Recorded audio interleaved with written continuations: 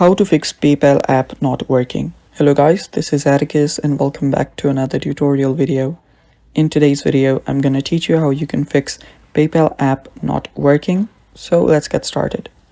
First step you'll need to do is make sure that the PayPal app is up to date to its latest version. To do that, open up your app store, go to the search bar and simply search for PayPal. After you search for PayPal, you should see the app right here. Open it up, and if you see an update button instead of an open one, that means that you will need to update your PayPal app. Simply tap on update and start with the update. After the update is done, you can come back here, open up your PayPal and check if it's working just fine or not. If not, check for your Wi-Fi connection. Make sure that you're connected to the Wi-Fi and your network is stable and strong.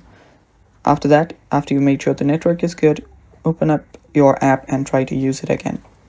If it still does not work, we'll move ahead with clearing out its cache. To do that, open up your settings, simply go to general and go to iPhone storage. From here, search for PayPal. There we go. Now simply offload the app and reinstall it. That will clear out its cache and your problem should get fixed as well. And that's it for today. Thanks for watching. Stay tuned for more.